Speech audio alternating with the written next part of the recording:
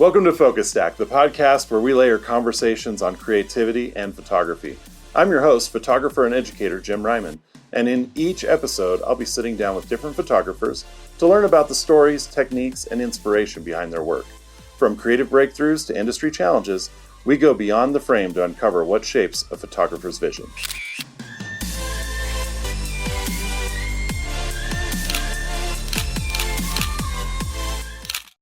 Hello, everyone, and welcome to episode number 2 of the Focus Stack podcast. Just going to take care of some general housekeeping things here. If you like the episode, please be sure to like and subscribe to the podcast on YouTube.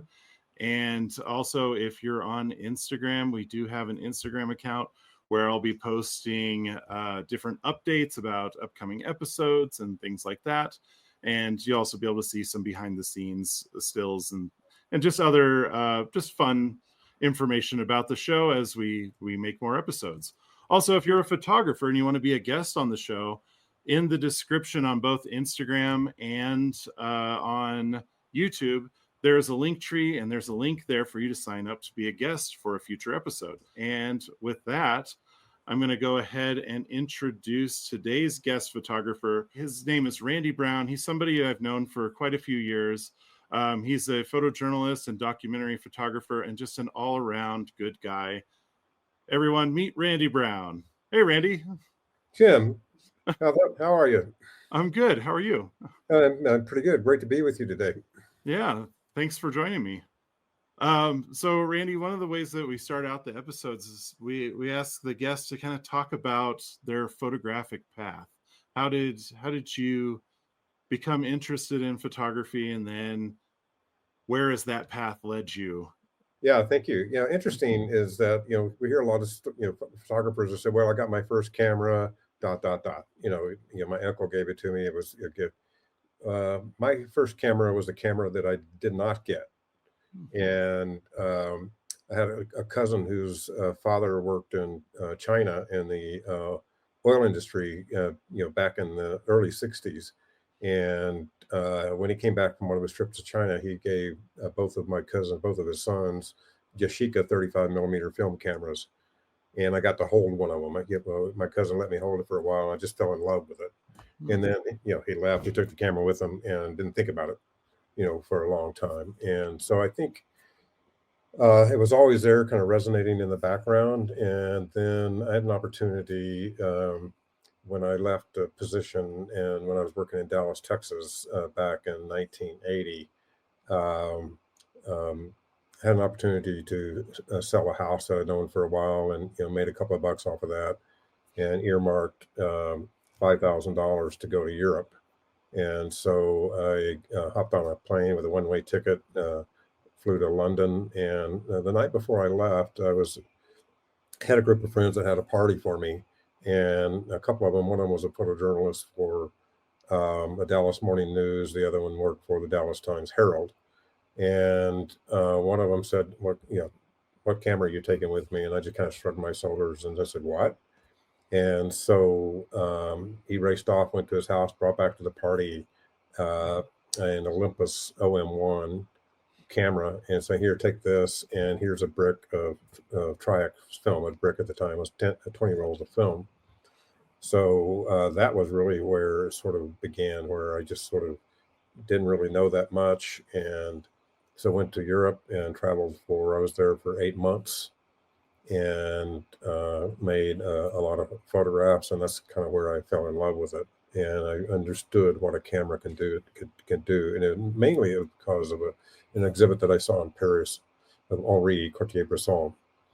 And when I saw that, I was sort of dumbfounded. This is what you can do with a camera.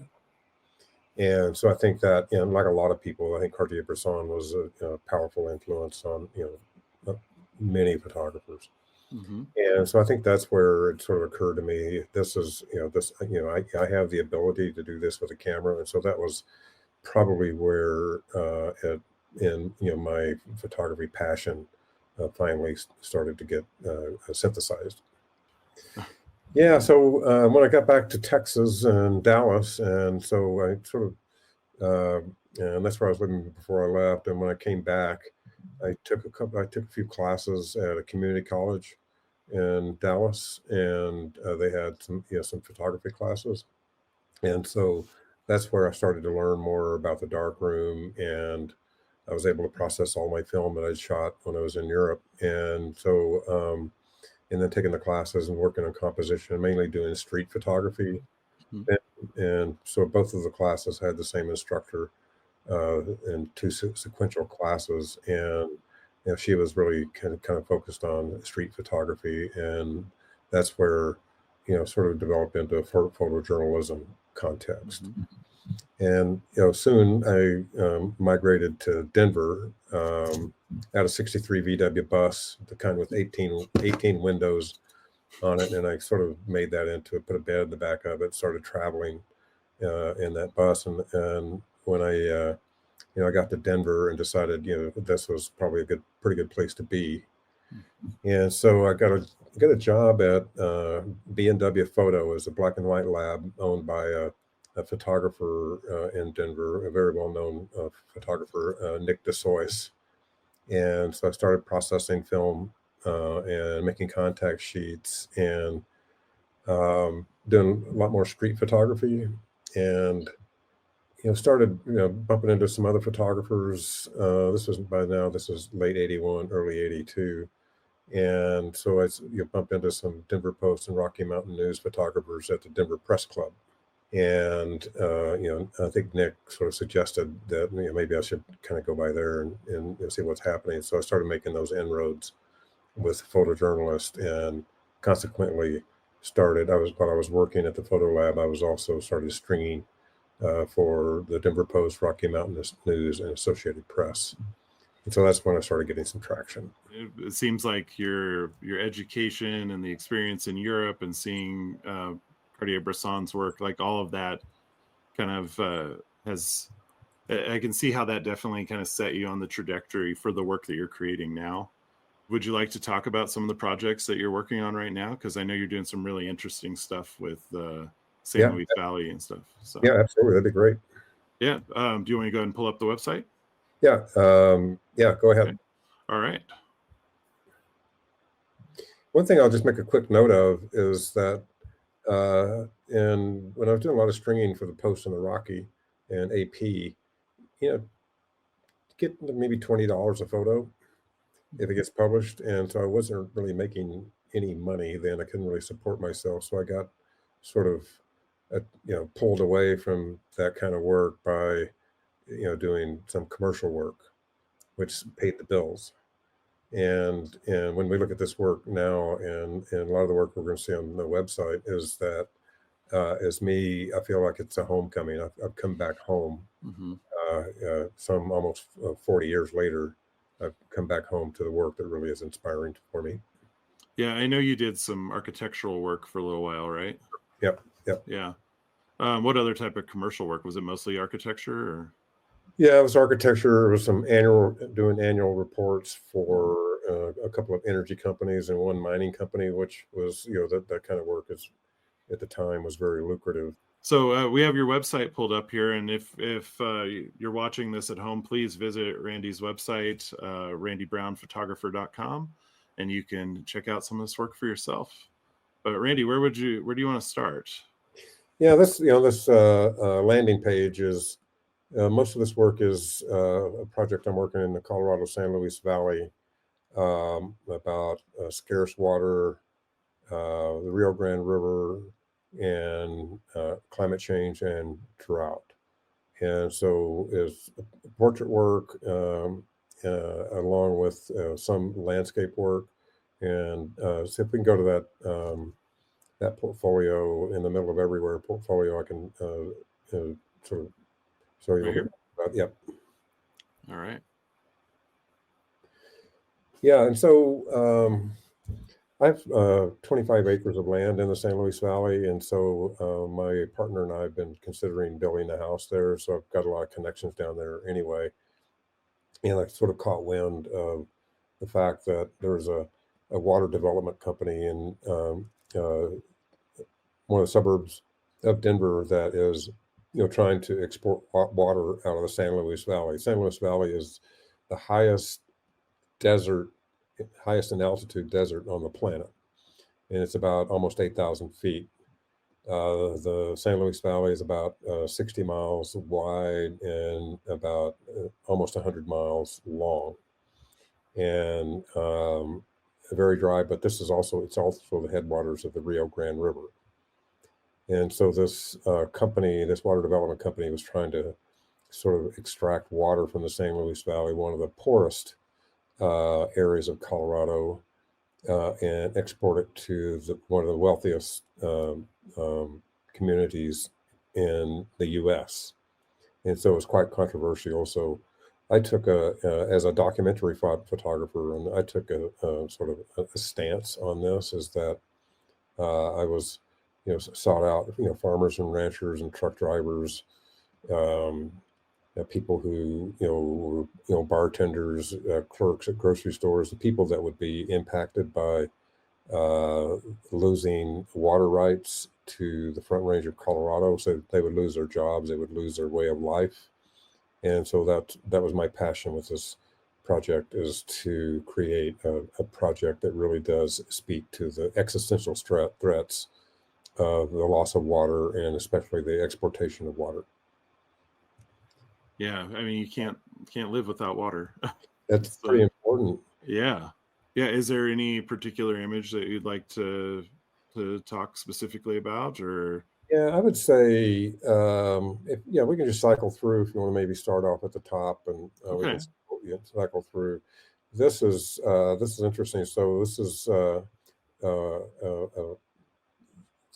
initial fixer that I had in this project. I soon met and was introduced to this woman, Rio de la Vista, which, what does that mean? The view of the river. And she lives on, she has a house that's right on the Rio Grande River. So it's kind of interesting and she has this great place with a picture window that looks at the river. So she has a house with a great view of the river, and that's her name, is Rio de la Vista. But she cool. She worked for the Salazar Center, which is at Adams State College, which is in Alamosa, Colorado. And the Salazar Center is named after Ken Salazar, who was a U.S. Senator and in Colorado. And so his family they have a center mostly based around agriculture and water in both Colorado State University in Fort Collins and at Adams State in the San Luis Valley in Alamosa, which is where their family has lived for since the late 1800s. And so Rio ran that center, and plus she really introduced me to a lot of maybe the first 3 or 4 people that I photographed. And if you want to go forward, then so she made these introductions, and I think next might be George Whitten. Yeah, so this is George Whitten. There's several of the ranches and farms that I've worked with here are known as Centennial ranches, Centennial farms, and those are farms that have been in the same family for over 100 years. And so I was really drawn to them first because those are probably when you think about a farm or a ranch being in the same family for that long, then the threat of water exploitation would really impact them on many levels, but also a historical one. And I think the Centennial farms and ranches are really instrumental in maintaining their viability. And so George is a great guy, and we'll see in a minute so he runs a San Juan ranch with his family, and so they were the first people that Rio introduced me to. And so it's one of those things where you exchange numbers, say, hey, I'll be there, and they'll say come at 10 o'clock on a Wednesday, or actually it was more like 5:30 a.m. on a Wednesday. And because they start pretty early. And so I sort of kind of followed them around for about 4 days and did some interviews. I'm also, in addition to photographing stories, I'm also recording interviews with everyone and writing stories for a newspaper in that area. So George was just, this great guy who welcomed me into his home, and we had dinner, and we did, just really exemplary, and as far as being friendly and open to a conversation. That's great. The other day I was teaching my students about W. Eugene Smith and the country doctor photo essay.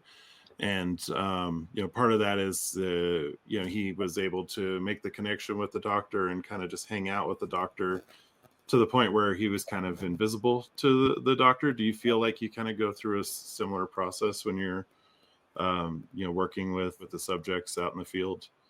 Yeah, no, that's best case scenario. Yeah. When you don't ask too many questions, at least initially, it's, how do you, you don't get in anyone's face initially. You kind of stay back, and like you were saying, kind of a fly on the wall. You're Mhm. paying attention to everything that's going on. You're waiting for the right timing. You're Mhm. anticipating based on movements that they make, and makes based on the expressions that they have. So you can sort of anticipate kind of what's going to happen next, just based on those Mhm. experiences. And so, yeah, I think you really want to just make sure that, the ideal part of it is that they just forget that you're there. Mhm. Do you want me to go on to another image or? You bet. Yeah. Okay. And this is David Colville and his daughter Sienna. She's in Fort Lewis College in Durango right now, studying to be an attorney. And their ranch is the Corset Ranch, and they came into existence in the late 1880s. And so, this is, first I interviewed David and Sienna, and then after that, we kind of walked around. This is, obviously, the portraits that we were going to see here are where I'm having really direct contact with them. And this is what I like more about doing documentary work, is that I can, to some degree, I can select a place to photograph my subjects, and I can sort of communicate with them, and so I can sort of, really get the, kind of content that I want. But this is, and they talked a lot about this tree that is in the background. I think they said this is, in their property has, about 2 miles of the Rio Grande River on it, and I think they have around about 5,000 acres. Mhm. And so I really wanted to, their gestures are really similar. There's just something about this father and daughter photograph that it really is appealing to me, and also like the content. When we look at compositions and photography, and is that I think especially in this one, this, compositionally, this sort of rule of thirds Mhm. perspective on this one, with the fence, and then my primary subject on the left, and then having the trees on the right. So it really kind of works in that regard. And I usually shoot, pretty tight. I don't really leave, especially in the top or bottom. I don't leave a lot of space above, unless there's something really dramatic going on in the sky. I don't, and fortunately here we had kind of a cloudy day, and had some great, soft lighting for this photograph. But yeah, and then I did, there's some other work from that I did on the ranch too that we'll see in a bit. Okay. One thing that the project is about the water scarcity, and so far, what we've seen is a lot of portraiture. And I was just curious about if you could talk about how you're utilizing portraiture to talk about the environmental thing, where maybe another photographer might photograph more on the landscape Yeah. itself. Yeah, and I've done some more. And one thing you'll find on this project, you won't see very many photographs of water. And I kind of intentionally stayed away from this. And I think this is, you know, the people really are where the water is. I mean, part of it is, physiologically, we're about 70% water, and their lifeblood is water. So it kind of had. I've got another project with veterans, and the subtitle is "The River in Us," and I think this is kind of the way I see this is the landscape is really important, but when I look at the individuals, that's where I see water, and yeah, certainly environmental portraits will have a fair amount of the landscape in it, and the sort of the culture of the landscape when you have a high valley like this that is this enormous and it's relatively flat, with the exception on the western side is the Continental Divide, and on the eastern side is the Sangre de Cristos, which are the most rugged and technically difficult to climb mountains in Colorado. And there's probably between the San Juans and the Sangre de Cristos, there's probably a dozen mountains that are above 14,000 feet, and probably 50 or 60 that are above 13,000 feet. So it's a pretty rugged landscape. And certainly there are a lot of photographs of the landscape. All right. Well, would you like me to move to the next? Sure. Yeah. Yeah. Okay. Yeah, and this is what I call a valley comet. And It's a great title.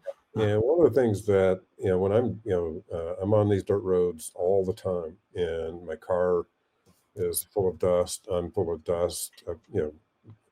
All the wrinkles that I have are full of dust, and this is where it happens, because a lot of times when I'm on the dirt roads and there's another vehicle approaching, we just it's kind of these two things that are coming together, and when you see the road and everything gets filled with dust. And here I'm about probably about 2,000 feet above the valley on the western slope of the Sangre de Cristos, and I came down here at this time of day, and so this is like I see this as someone that's commuting. It's about 5:30.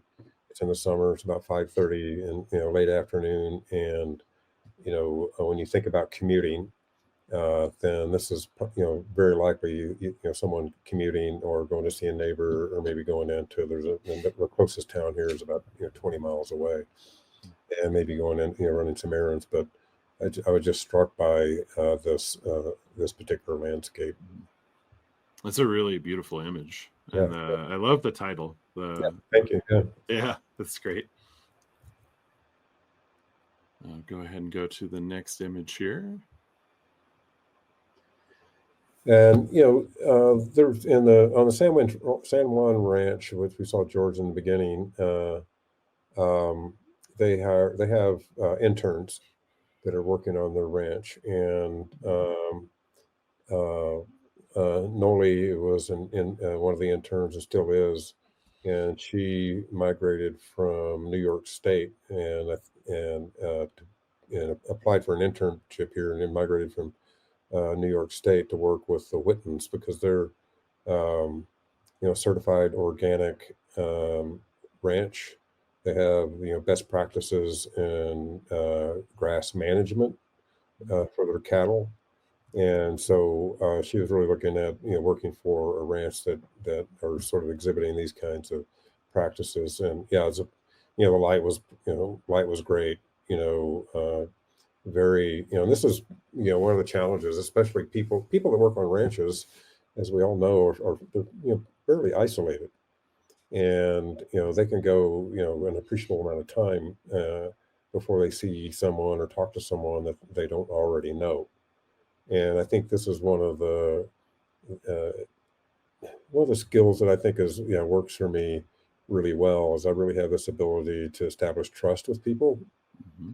And even some people are still really hesitant, and I think here in doing portraits is just being patient and not really forcing anything, and always talking. When I'm photographing people, I'm talking quite a bit, and then when I start to see something really, the magic starts to happen, and they sort of let their guard down a little bit, then I think that's when sometimes you get your best work, when that so there's that energy exchange. Mm-hmm. And I think here that was it didn't take long. I think initially she was very shy and didn't really what do we hear a lot? Oh, I don't like my picture taken. Mm-hmm.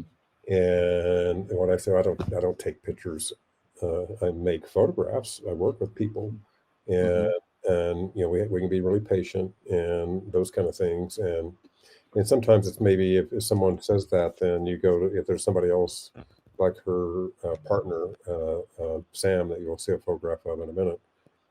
Just went to Sam and started photographing him, and he was really relaxed, and then went back here and really made something happen. Something that you just said, you were talking about the sort of like skills that you have that you've kind of built. And I would describe you as somebody who's very patient, empathetic, understanding, really respectful. A lot of starting photographers, they struggle with the ability to talk to people. But do you have any advice for them to help build those skills, to those types of, like active listening and conversational skills? Yeah, I was, early in my career, I didn't photograph very many people at all. And it actually, it kind of scared the hell out of me. And because I didn't have that confidence to do it. And and either you have, a couple of things. Sometimes you'll have it, based on how you grew up.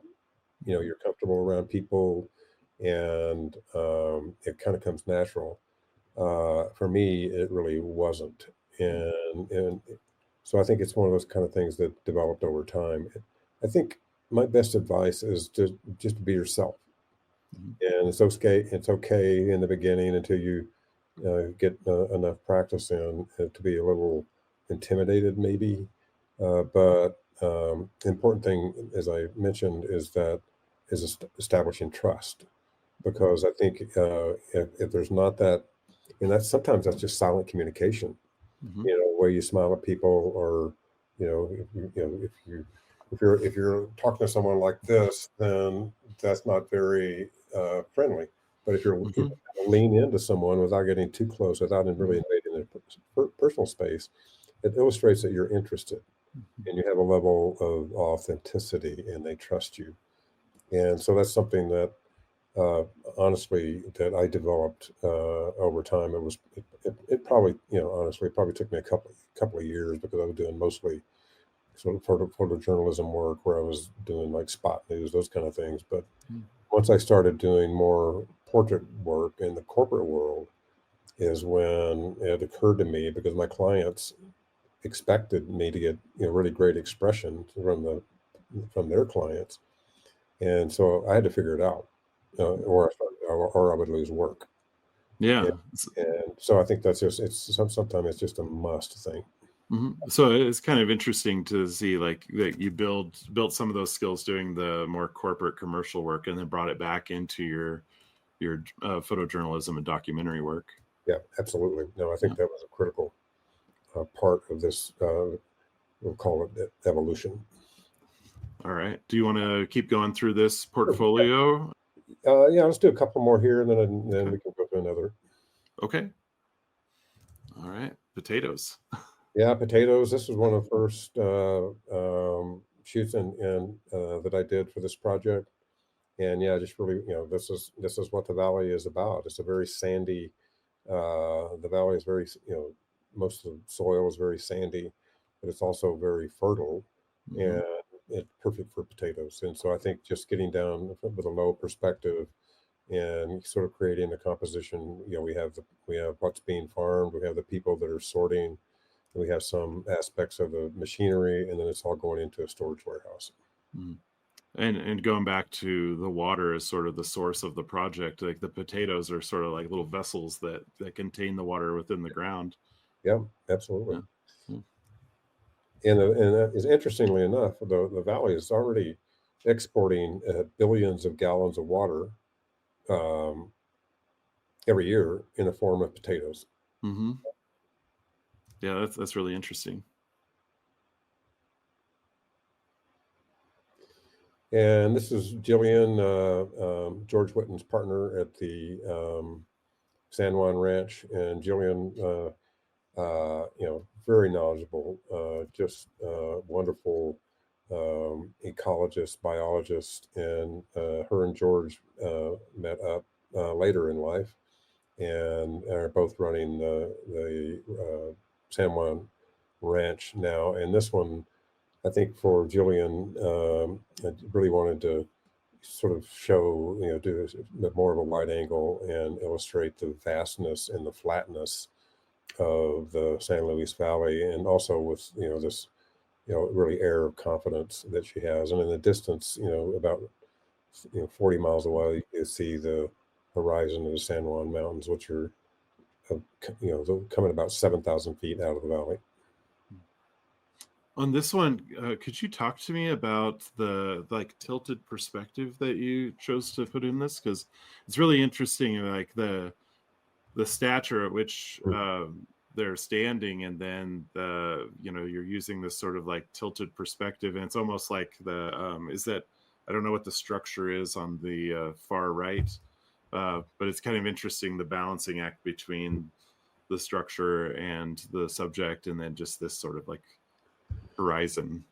Right. Yeah. I think some, I mean, I think, obviously, I mean, some things we don't always, we sense in our photographs uh, and when we're making them, but we don't always I mean, I guess the question is, can you sense something without really seeing it? And I think that's where the sort of the intuitive kind of process is of it here, because I think, I felt like I wanted her straight because I'm shooting wide angle, and had the horizon been straight, then she would have been sort of falling back. And I wanted to keep her straight. I thought that was more important. And it was only after I saw the photographs that I said, well, wait a minute, you better straighten that horizon. I said, no, I'm not going to straighten the horizon. And so after that, it just kind of appeals to me. And I've gotten questions about that before. And she said, and I've had people say, well, wait a minute, it's just slanting that much? I said, no, it's a straight horizon. But, sometimes what does it come down to? I like it. Yeah. It just, okay. That's what it comes down to. I think they're like, I started reading in that like she's kind of the one that's like holding the photo in place there. And I wasn't sure if that was something like subconsciously that you're kind of building into it, or intentionally, or so. Yeah, no, I think there's probably, I would say it was probably more subconscious than it was intentional. And just because I wanted her body to be straight, I didn't want to have to do a lot of perspective corrections. All right, should I go on to another one? Why don't we go back to the main portfolio? There might be one or two. Yeah, just go up to that portfolio where we were just looking at. Okay. And I'd say, the one, so we see David working on this. So when we were out, he was out, I was riding with him in his hay cutter on that. That photograph right there. Yeah. And he hit a rock in one of the teeth. They call them shark. Oh, yeah, I see that. One of the shark teeth broke. And we had to go back to the barn so he could fix it. And I felt like, I think the next photograph is a shot from behind him, sort of looking out from the barn. And I thought, well, I like that, but I really need to get on the ground and get down there with him.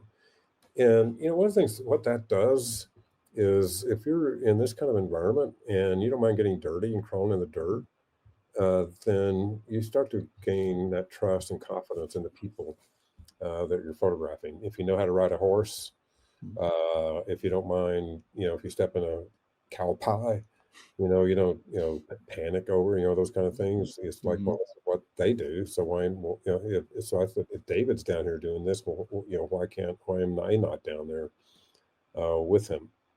And so I think that one, these are the kind of photographs that I think help, further establish trust. Yeah, you're not afraid to get down in it with the people you're photographing. Yeah. I remember it was maybe a couple of years ago, I asked you how your weekend was, and you're like, oh, I was just jumping fences and climbing over stuff. And I was just like, man, that's awesome. Yeah. That's great. Ripping pants on barbed wire fences and, making friends with horses and those kind of things. All right. So we'll go to another portfolio. Sure. Let's do The River in Us. Okay. And this is the Veterans Project. Yep. And so I was contacted actually through one of the colleagues at the Rocky Mountain College of Art and Design, where I teach. that had a friend who owned a rafting company based in Durango, Colorado, that worked with, it's called Rafting for Recovery. Mm. And the individual, Sean, who ran the company, is a Iraq, Afghanistan vet. And so he has this Rafting for Recovery, which works with veterans that have issues with PTSD, and specifically within PTSD, issues with addiction. Mm. And so Sean and I did a few emails back and forth. He said, "Well, yeah, we got this thing. I'm leaving in a week." And he asked me if I could do it, and I said yes. And without getting approval from my supervisor at the time. At the time, I was chairing the program, but I had to get uh, uh, the okay with at the time it was the dean of faculty, and so they said, okay, yeah, go for it. And so a week after getting that email, I was on the Colorado River, and so we did an 8-day raft trip um, through on the Colorado River. We our put in site was near Moab, Colorado, and we got out right when the Colorado River goes into Lake Powell, and or well, yeah, into Lake Powell, and so and it's an area called the Cataract Canyon, which is one of the most at maximum flow is one of the most significant parts of the Colorado River because the elevation drops significantly in about 25 miles, and so we spent 8 days on the river. It sounds like a great experience. And again, I thought I just sort of went, so this was before the San Luis Valley Project, and so I think, in this body of work, it was really about the people and their process of recovery. So we did a lot of things. We did hikes, and obviously on the river, about 6 hours every day, and so really they wanted me to do some portraits and sort of testimonials from these individuals, and so we didn't see many of the landscapes in the San Luis Valley thing, but yeah, here, I think, the landscape was so dramatic, Mm-hmm. and that you just sort of kind of have to do that. As you were talking about it, I was kind of imagining the way it would have been drifting down the river and seeing this, and that's kind of why I clicked on it first, because Yeah, yeah, it's just an impressive place. yeah. And those walls are rising about 1,000 feet above the river. Mm. Do you want me to go back to any particular images, So, yeah, whatever. or just kind of go to the next one and Yeah, see? that's fine. Okay. Yeah, so we did one hike up from the river, and you can see just on the other side of this Chris, you can see the river sort of way down below. And we hiked up this area called the Dollhouse, which is a lot of slot canyons that were sort of carved mostly by wind. And so it was a pretty brutal hike to get up here. But the goal was I think we left at about 4:30 in the morning in the dark, and we wanted to be up here because they always want to go up and have witness a sunrise here. And so that's where this particular photograph. And this is near the junction of the Green River, which comes out of Wyoming, and it snakes its way down to its junction with the Colorado River. Yeah, and Clint was, I mean, I think that's, when you think about it, this individual um, was probably the most sort of had the hardest time in sort of integrating in with this, with the rest of the people. Mm. And so we found Clint, sort of on his own quite a bit, but also some of the, I'd say, elders, the individuals that may be in their early 40s or late 30s were kind of constantly reaching out to him and mentoring him and This is more of a kind of a candid portrait. And I like squares, and a Yeah. lot of times I'll shoot when I'm doing portraiture work. I'll shoot for square. Yeah. I like squares too. Yep. Can you talk to me more about the just like what the vibe was like, kind of moving through the river with this group of people who are all kind of dealing with different things. I mean, we're all dealing with different things, right? But like, this is some pretty intense stuff. And like, how did you like make connections, and what was that experience like?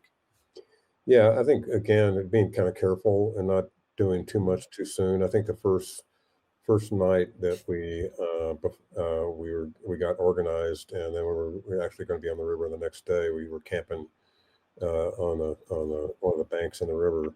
Is that they didn't know me; they had no idea who I was, so I had to sort of introduce myself, and then also at the same time, I didn't really make. I might have made a few photographs that first night Mm-hmm. because I just didn't want to just dive in with this crazy man with a camera hopping around making photographs. So I was pretty careful about that because I knew the gravity of. I didn't know unless you know Mm-hmm. you can't know the gravity of people that have been in war if you haven't been in war. Right. And so I had to sort of make it known to them that I don't get this. I understand it. I can guess on how uh, uh, incredible in the sense of incredibly powerful it is to be shot at, to have bombs exploding around you, to have all of these kind of things that are imprint you. And I can know that it happened, but since I wasn't there, I can't. I can have empathy, but I can't totally understand it. Mm-hmm. And so I think I really tried to make that clear early on, and a lot of it is just without talking too much, without asking too many questions too early, Mm-hmm. without getting in people's faces with my camera too early. So I think really the first 3 days, I did pretty much all candids, photographed the river, photographed, and there's not a lot in this on the website of the there's a few of rafts going through rapids and water splashing, those kind of things. But this was, I felt, honestly, I felt kind of uncomfortable about this until probably about day 5. Okay. And not that it didn't stop me from, photographing everything, but it's probably day 5 where I felt like I was kind of accepted. Uh, Mm-hmm. I've not ever served in the military, and I made it known to all the individuals here that I had not, and because I didn't want to try to have that conversation. I just up front I said, look, I've never been in your shoes, Mm-hmm. and so this one, like I said, it was pretty difficult until we got near the end of the thing because I can't imagine.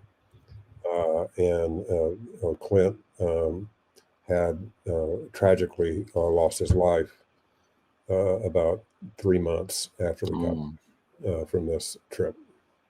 3 months after this trip. Yeah. Oh, I'm sorry to hear that. And fortunately, his family reached out to me, so I had a bunch of photographs of him, Mm. and probably the last photographs that were made of him. Mm. And so the family was very appreciative that I had shared those with them.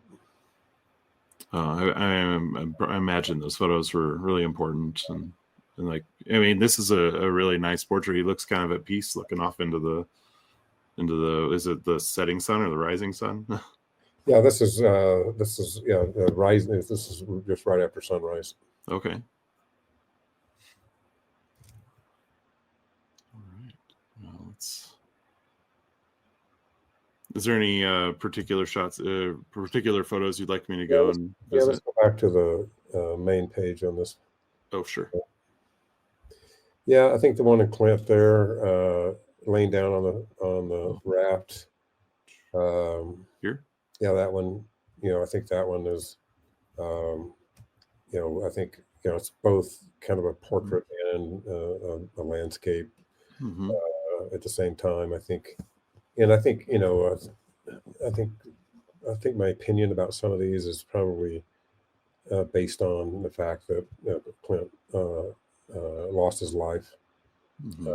later. Nearer the end is when let's go back to the main page on these. Um, yeah, you can see this one photograph. You can see on the second row the people are standing on the bottom of a raft. On the second row. Yeah, I'm go up sorry. right there. Yeah, nope, go down one. Oh, okay. I'm sorry. Is it the That one right this there. one? Okay, got it. Oh yeah. This one was interesting because it's one of the exercises, like a teamwork exercise. Mm. And so they would turn the raft upside down, and there was one rope that went kind of through everyone, but they had to, when you talk about supporting each other and going through rapids, and so they were holding on the rope, but they were also holding on to each other. Mm-hmm. And I think this is sort of emblematic of this whole process of blending self-reliance with teamwork Mm. and using those ideas as as sort of in a recovery context. I think the other ones. I think the landscapes. I probably when we got near the end is when I started doing.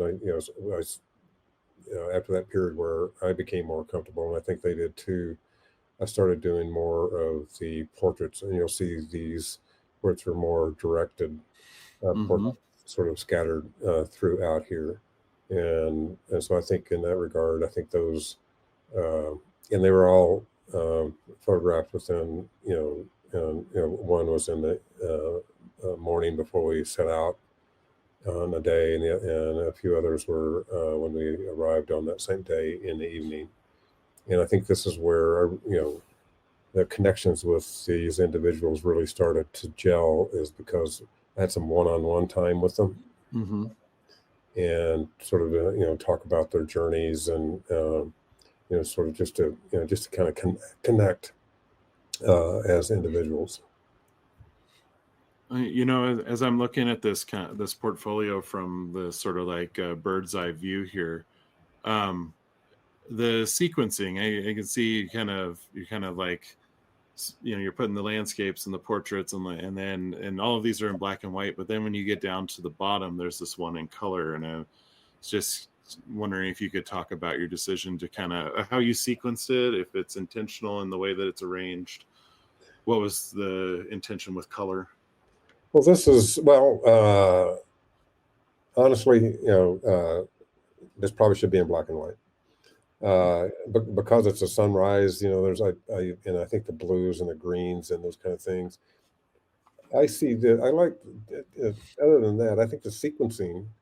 I think in any kind of story is that, um, uh, and I just got through teaching a photo essay class, and sequencing the photographs are critical. In that, at the end, you want to have a photograph that um, suggests a future.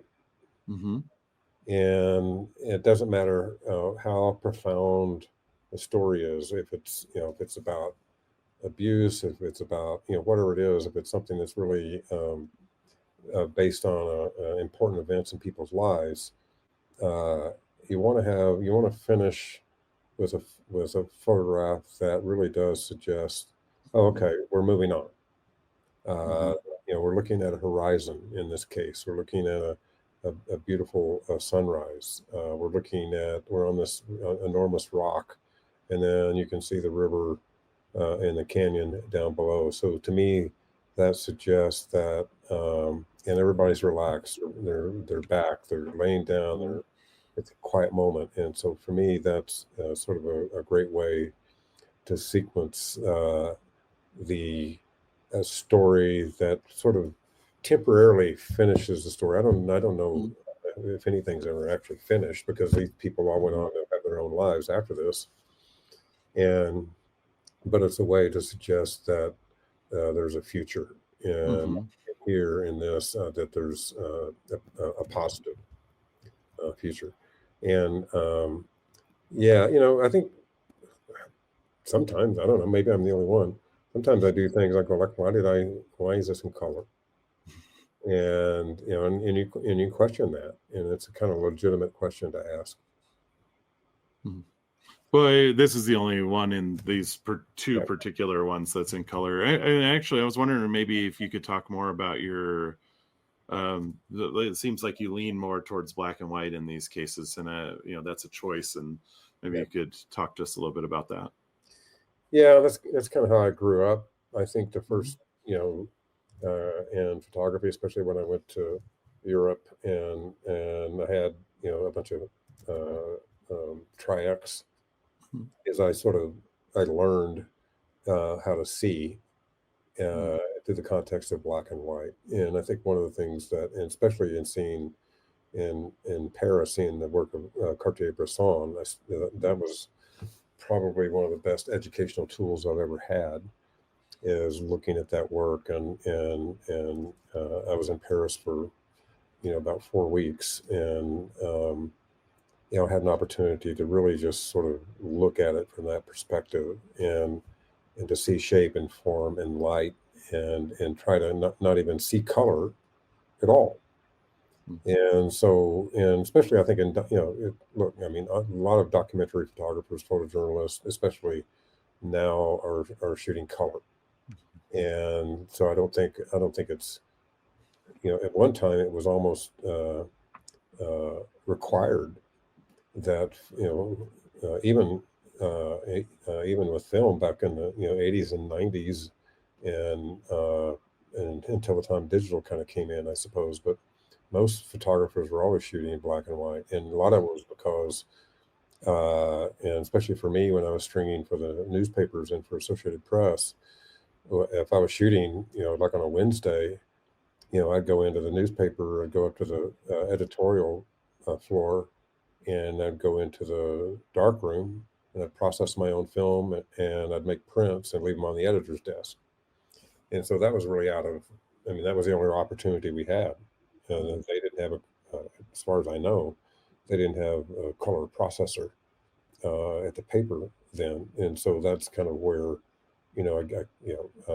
that's the way I see. And I think it's, to me, it just, I don't want the interruption of color. And that's just my choice. Other people would say, color is not interruptive. Color is more informative. I think both are wrong and both are right. Yeah, I mean, black and white, it has that rich tradition, but also it has like a connection to, like a, not necessarily a direct connection, but it implies the truth in some ways. And I think it's because of the long history with photojournalism, but it's also very expressive. So yeah, I'm just kind of curious, just kind of seeing this collection here. Yeah, and I haven't, obviously shooting everything digital, and I haven't, and even in working in my the stories in the San Luis Valley project that I've written and photographed, there was never any question that, even though the paper uses a lot of color, there was never any question there was going to be anything other than black and white. And that's just kind of where I am. And honestly, I can't really anticipate not being exclusive to black and white, for my work moving forward. I suppose if Rolling Stone said, "Hey, we love what you're doing, but you got to shoot this in color," I was like, "Yeah." Go back and process the raw files in color. Yeah. Well, thanks, Randy. This is great looking through your portfolio, and I know you're going to keep making some great work. I'm going to go ahead and exit out of the screen share. And, I did want to close off with just maybe a couple questions for you. Sure. For photographers that are maybe just getting started, and they want to do documentary or photojournalism, what sorts of things, what type of advice might you have for them to get them out there? Yeah, and I know you probably experienced this too, but I would talk to a lot of photographers, especially students coming in. Oh, I want to work for National Geographic. Mm-hmm. Everybody Yeah. wants to do that, and that's fine. That's a great goal to have. And my perspective was, so what's happening in your backyard? The easiest thing, the best thing you can do right now is look for stories that are in your backyard, and you can start developing a portfolio based on what's more readily accessible to you. And but how do you do that? And so I think you have to ask questions. You have to have a genuine interest in people. You, even if it's a person that delivers your mail, and you say, hey, what's up? You do, you have to be curious. I think in just about any kind of creative endeavor, and just about anything that human beings do to occupy ourselves, curiosity is the best tool that you have. Because without that, then maybe we don't ask questions of people. We don't, see someone doing Tai Chi at a local park and wait for an opportunity to go over and say, hey, I'm really interested in this, and I'm wondering if I can, make a few photographs of you, and then that, you have to be able to knock on doors, and you have to most of the time I think you have to open the doors yourself, and without being aggressive, without being uh, overbearing, and I think that's something, I think to me that's the best tool you can have in the course of living life. And if you have a camera, then that in itself is a suggestion. When you walk up to someone with a camera around your neck or over your shoulder, then their expectation is that you're going to ask them something about being photographed. And so you're already kind of set up. People are already going, oh no, there comes somebody with a camera. Or they're going to say, oh, there's somebody with a camera. Mm-hmm. And you have to be able to break down walls. And because it's not uncommon for those invisible walls to be there. And again, your curiosity, your authenticity, you being trustworthy is those are the best tools that you'll ever have. Yeah, even more powerful than the camera itself. I'd say yes. Oh, Yeah. absolutely. Yeah. Yeah, because the people that I've interviewed, I think sometimes my camera is only an excuse, a vehicle, a tool for me to meet people. Mm-hmm. Sometimes the photographs are secondary, because I get to meet people. I get to ask them about their lives. We sit down for a couple of hours, and what I do is I have a lavalier mic, and I use Bluetooth with my iPhone, and I record the interviews, and we sat down and talked. The interviews go, really well for the most time, and I find people asking me about myself, and so those times are, I mean, they're magic, and I come away with it. Oh my God! Look what I learned today. Oh, that's amazing. Yeah. Well, Randy, thank you so much for joining on these early episodes of the podcast. And what's on the horizon? Any new projects? Yeah, so I've done just about all I can do in Colorado on this Rio Grande River project, and so next part of it is funding, part of it is having time. So the next part of it I've already spent some time in New Mexico, especially with the pueblos in and around Santa Fe. So and people who live on the river. So my plan is this year is to go from the Colorado border on the river down to El Paso, Texas. And I'll start. I'm going to have my first foray into that next week. Oh, excellent. So will people be able to see updates on your Instagram and website as things continue? Yeah, for sure. And your Instagram is Randy Brown Photographer? Just Randy Brown. Oh, I'm sorry, what was it? Yeah, just Randy Brown.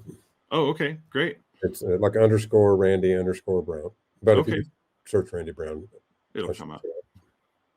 All right. Well, thank you so much for sharing your work with us and your stories. And yeah, I look forward to seeing where your new projects take Yeah. off from here. Yeah. Thank you, Jim. A pleasure to talk to you. Yeah, always a pleasure to talk to you as well.